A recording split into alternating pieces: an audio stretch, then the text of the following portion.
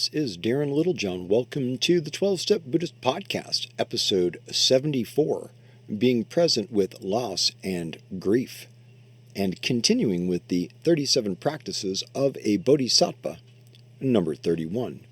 If you have not analyzed your own confusion, you might put on a dharmic facade while behaving in a non-dharmic way.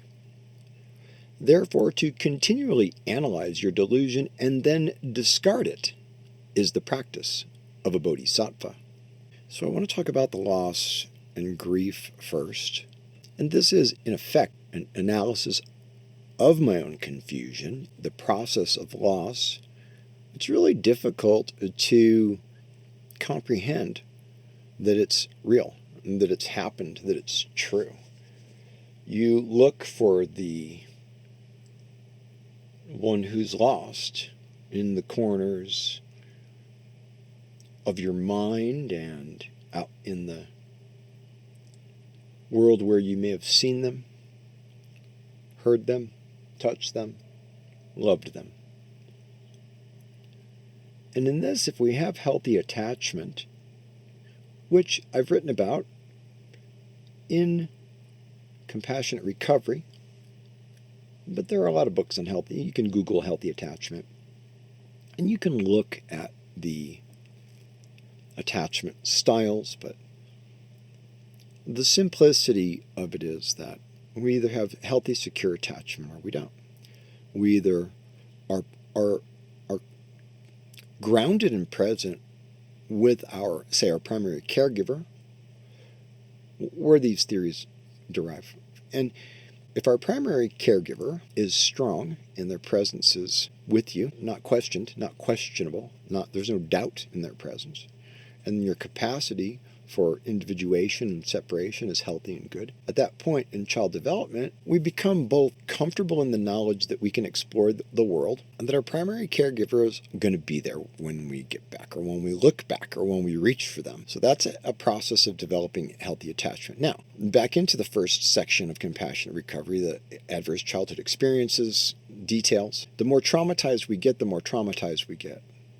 The more addicted we get, the more addicted we get. The more wisdom we gain, the more wisdom we gain. The more Dharma we practice, the more open-mindedness, awareness, and consciousness we practice. The more self-honesty. Sorry, the cat. The cat was at the door, wanting to come in, but not wanting to come in, just wanting me to go over there. So, what is a dharmic facade? We lie to ourselves from the beginning. Let me tell you what my dharmic facade would be. I am a practitioner. I am doing something that other people are not doing. I'm good at this. I'm better at this. I'm better at this than the other person. But the source and center of our suffering is our egoic attachment, in the sense of attaching to this position in time and space, not being free and fluid and moving with energy, but rather stopping and resisting and pushing away and averting energy experience. And if we do this with our own suffering, then we might be spiritual bypassers, and that's a pretty common phrase these days. But I did write about that as well extensively in Compassionate Recovery, because it's so prevalent and it's so easy. Look, I'm glad you're on a spiritual path, but get your head out of your ass, please. And look, I'm king of head up ass with spirituality. Just ask anybody who's known me since 1984, when I first got sober in Alcoholics Anonymous at the Saturday Night Live group in Campbell, California, a former high school that I had gotten kicked out of. I don't even think I actually attended. I think the principal said, Darren, well, you've been on the list here on the roll for a month, but you haven't been here at all in 3 weeks. So, hey, why don't you just get the heck out of here and go do what you're going to do? And I said, okay, Mr. Campbell. Went on to get deep into some addiction. So the dharmic facade is like acting one way and talking another way. So if you're a teacher who's fucking your students, you're seducing your students, you're using your position, your awareness, your technique, your mind control tricks, whatever you got in your perpetrator arsenal right? To get what you want from the sexy student, say, for example. You really want that, or whatever else other people might. But this is the easy example. It happens constantly. And, people get intimate. And this is also going to be, as therapies become more intimate and people are doing, MDMA and having group experiences, and, the boundaries are going to be crossed and things are going to be challenging, in that respect. We have to have a relationship based on ethics and based on considerations of ethics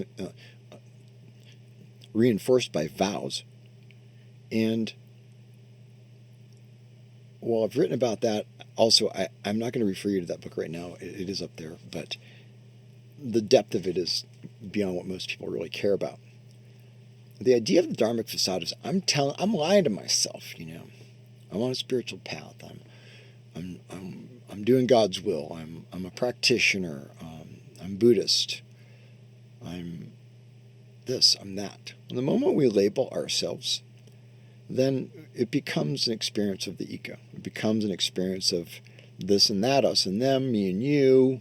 We'll start the sentence with I, and this creates the dualism and the duality. So if I'm not really in the zone of compassion, patience, generosity, mindfulness, practicing empathy with you, listening skills, understanding that all points are valid, all these are practices and techniques that I've got in compassion and recovery, but this is all stuff that's utilized from, other areas that I've experienced and trained in and worked on myself. So these things start to become part of you. And on the moments when they're not part of you, on the moments when you forget what Dharma is, I've been on the path a long time, and I can't remember to be on the path most of the time. So I'm not really, walking the path every second and being aware that I'm on the path every second.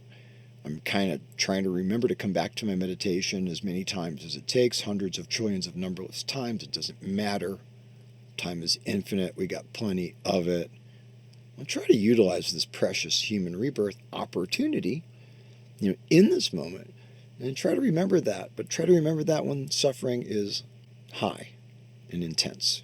The Dharmic facade, telling ourselves that we're better than we are, better off than we are. What an old AA guy used to say to me is, you want to know how somebody's working program, watch their feet. If you want to know how the teacher is, watch how the students behave amongst each other and others outside the group. Take a look, check up, do your research. Are you justifying?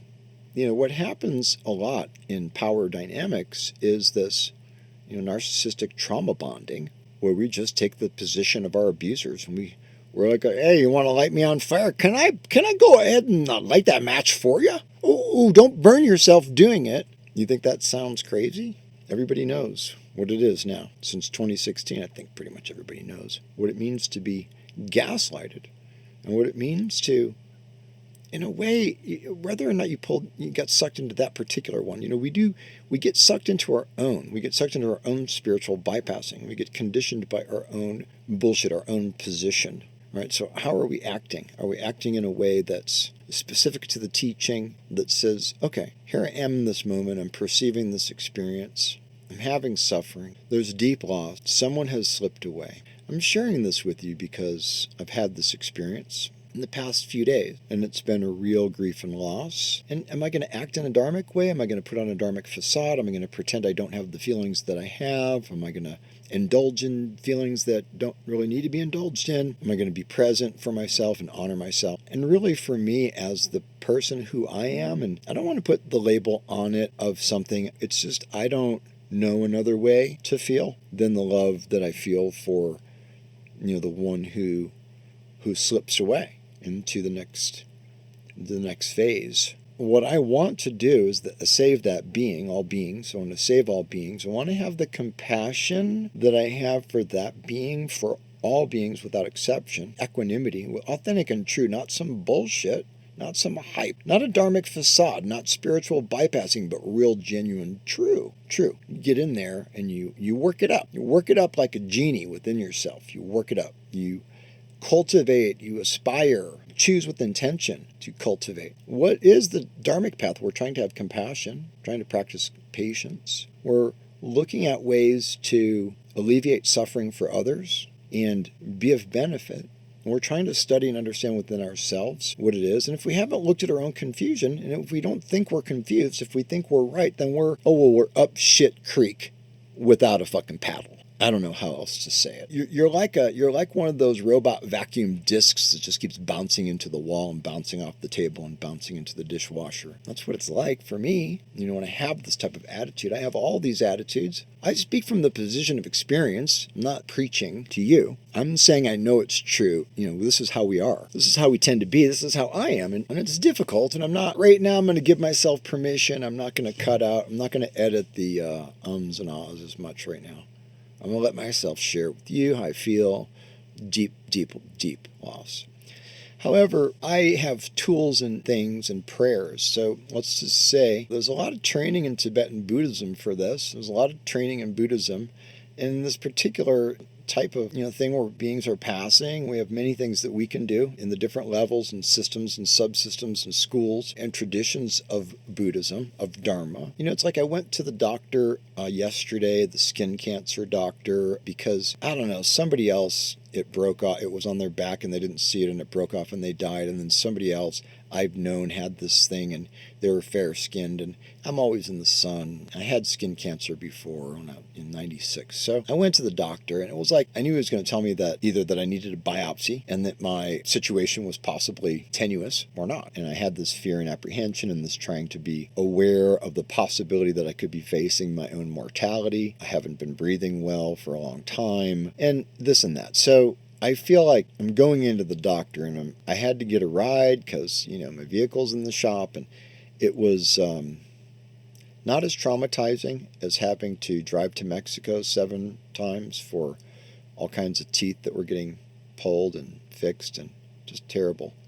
Terrible. Like you're driving for several hours knowing that you're heading to the dentist. It's kind of apprehension, but so we try to take these experiences and these moments of difficulty, of suffering, of even of trauma, of alarm, of anger, of rage, reaction to perception, reaction to the sensations that we experience. And even if what we're experiencing comes from inside, say a traumatic memory, the amygdala firing off, you want to know all the brain kind of stuff real short, down and dirty, look at compassionate recovery. It's also, you could read a chapter in 10 minutes and know what you need to know to have a conversation about this. But, whatever you're experiencing, you can have the opportunity. And so it's difficult when it's super fast and hard and coming at you intensely than it is when you're sitting on the cushion and you're sitting with your Sangha and you're telling yourself, I'm here, I'm doing this, and I'm a spiritual. However it is to identify with self, to know irrefutably that one exists, is to not know one's confusion and to not analyze one's confusion. And Buddhism just makes you confused. Buddhism is confusing. Dharma is confusing. Zen koans are confusing. Tantra is confusing. We analyze our confusion. From the confusion, we find our clarity, like admitting that we're powerless over alcohol, etc. So we continually analyze our delusion and then discard it, discard it, discard it.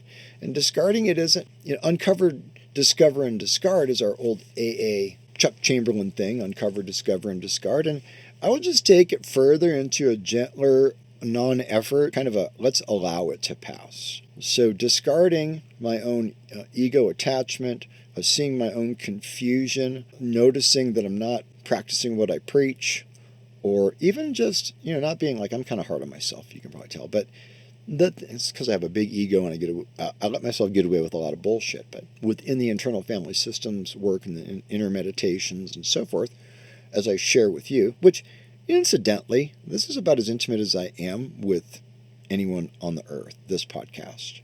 This is not written. I haven't written it and had people read it and edit it and critique it and criticize it and omit things and be embarrassed about stuff and cut it and rewrite it and be frustrated. This is just off the top. And I edit it, but I don't try to make myself sound different, except that I'll take out ums and ahs and stuff like that. This is raw and true. And this is my recovery. This is my healing. And, in grief and loss, all that I can really do in grief and loss is love. And when I was at the doctor and I apologize for the sort of roundabout, circular spiral way of getting to this topic today. I'm a little bit messed up myself, a little bit confused, but the doctor blew my mind. I mean, I felt like I was at the Miguel, what is his name, the Four Agreements guy. I felt like I was at the Four Agreements guy, and he had a nurse practitioner in there who was hot, and I was trying to talk to her, and I'm like dressed terribly. I'm a dog like that. But the thing is, I'm just like, I don't know how we're talking about the Divine Mother and green Tara and the manifestation of divine feminine healing energy. It was because she was in the room. He goes, well, the healing energy is better with the female. And I'm like, hey, you're speaking my language. Well, what I found out within the doctor is that what he said was a voice coming through him to me again, as does often since I've been sober, since the first time early 20s, my early 20s in 84, getting a message from God, getting a spiritual voice, getting a connection, getting an intuition, learning to be mindful of and develop and cultivate awareness of intuition and try to use it as a tool and try to learn to trust yourself even beyond the panic, confusion. So love is the healing. So with this little being that I loved and tried to protect constantly every day since last March and worried about and took care of in all ways that I could, that I had the ability to. All right, I don't want to go into detail on it. Me and my dogs, we did a thing, and we went by, and they sniffed the grave, and they understand, and we understand, and we love. Okay? And the thing is the joy. Now, this little being, the last time, now, fortunately, it's not like the situation I've had with many other beings. This situation, the last time I saw this being, it was pure love. It was pure, and it was sweet. And they were more open and needing of me than ever. And I was very pleased and delighted to do what I do each time that I would encounter this being over here, and just coming by. I'm gonna always open. Everything's open when beings come in need, when beings come who need love. Anyways, did I go off a deep end there? You can see how it is in my own inner being. This is it's a deep one, because the love is deep, and I let my love be deep. The deeper the love, the deeper the grief, the deeper the loss. So we just got to relax. It's like sitting back on a concrete throne, but not a throne of power, but a throne of benevolence, a throne of absolute pure compassion, a throne of Buddha, a throne of the supreme omniscient enlightened source. Dropping back into the relaxation space where we know, without any ripples, without adding any ripples to the still pond. So we find the still pond in our center. We know that the still center, the still referenceless, motionless, immovable, never born, never dying, not in the space-time continuum, nonetheless is a dimension of knowledge and understanding that we have a capacity for. We may not have the instructions for, or the willingness, or the understanding, or the ability, but we can all develop. And we can develop right from this position of wanting to care for others and wanting to love. And what I'm sharing with you is I want to transform the suffering of loss and grief into love and joy and joyousness and freedom and beauty and light and hope and prayer, my dear fellows and ladies and everybody, however we identify, my friends. So that's my heart and soul and my guts with it. I don't want to have a dharmic facade. I don't have a dharma name. I mean, I have one. I don't use it really. It's sacred, but I don't need to wear a hat or a pin or identify. But I do it still. Obviously, we're all going to do it until we don't do it. Being aware of it, being mindful of it, working on it, knowing we're working on it together, being kind to each other, being compassionate to the other beings on the planet, knowing that we all exist in this trauma, in this tragedy of the desire realm of samsara. We're born, we live, we get sick, we get old, we die. We see it everywhere. We see it everywhere. And if we have any kind of heart at all, we're moved by it, and we're blown by it, and we're kind of, some of us, there's so much, we're getting numb. Let's not be numb, people. Open up your heart to the purity of your own experience and confusion, and then within that confusion, understand that the other beings are also confused, and give them a hug. Okay? Hey, you want to give somebody a nice present? Go get Compassionate Recovery. Get it for your clinician. If you're a clinician, get it for your client. Drop it off at a program director's office. But please grab a copy of Compassionate Recovery and give it to someone. And if you have the book, please just open it anywhere and start reading and start working. Just do a little bit. Do a little bit here and a little bit there. You can go to compassionaterecovery.us. The podcast notes are always at podcast.compassionaterecovery.us. Both those sites are connected. It is an ad-free podcast since forever, and there's a little donation PayPal thing there if you want to contribute to that. Practice a little dana, a little generosity. It is helpful and it is appreciated. Just wish you the best of everything, the best moments. Please allow yourself to experience the grief of loss and allow yourself to experience also the joy of the being that you loved so deep. And the ability to embrace and be in the space of and allow the suffering and the beauty is the practice of a bodhisattva. Alrighty? So peace out and namaste.